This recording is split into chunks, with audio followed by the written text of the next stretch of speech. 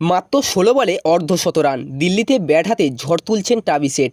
Cricket প্রেমীরা মনে করছেন Travis head যেন হাইলাইট তৈরি করছে। সানরাইজার্স হায়দ্রাবাদের ওপেনার ট্রাভিস হেড ১৬ বলে অর্ধশত রান পূর্ণ করলেন। নিজের এই ইনিংসে ৭টি চার ও ৪টি ছক্কা মেরেছেন তিনি। সানরাইজার্স হায়দ্রাবাদ দলের স্কোর ৫ ওভারে ১০৩, 0 উইকেট ছিল।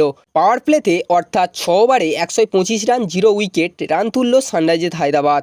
১১টা ছক্কা মারেন ট্রাভিস হেড ও অভিষেক শর্মা। আজ ইন্ডিয়ান প্রিমিয়ার লিগ ২০২৪-এর ৩৫তম ম্যাচটি দিল্লি ক্যাপিটালস ও সানরাইজার্স হায়দ্রাবাদের মধ্যে খেলা হচ্ছে। দিল্লির হোম গ্রাউন্ডে অরুণ জেটলি স্টেডিয়ামে দুই দলের এই ম্যাচটি অনুষ্ঠিত হচ্ছে।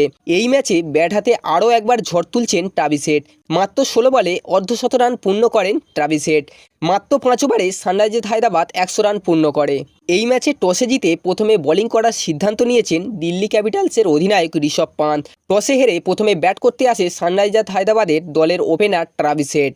এই ম্যাচে নামার আগে ট্রাভিস হেড নিজের আক্রমণাত্মক ইনিংস নিয়ে বলেছেন, এটা নির্ভর করে আপনি কোথায় খেলছেন এবং আপনি কিভাবে আপনার ব্যাটিং লাইন আপ গঠন করছেন তার ওপর। বন্ধুরা, ট্রাভিস হেডের খেলা আপনাদের কেমন লাগছে অবশ্যই কমেন্ট করে জানাবেন। আর হ্যাঁ, সানরাইজার্স হায়দ্রাবাদ কি ফাইনাল খেলতে চলেছে আপনাদের মন্তব্য অবশ্যই কমেন্ট বক্সে জানাবেন। ভিডিওটি ভালো লাগলে একটা লাইক দিয়ে দেবেন এবং এই ধরনের ক্রিকেটিং নিউজ দ্রুত পাওয়ার জন্য চ্যানেলটিকে অবশ্যই সাবস্ক্রাইব করে দেবেন।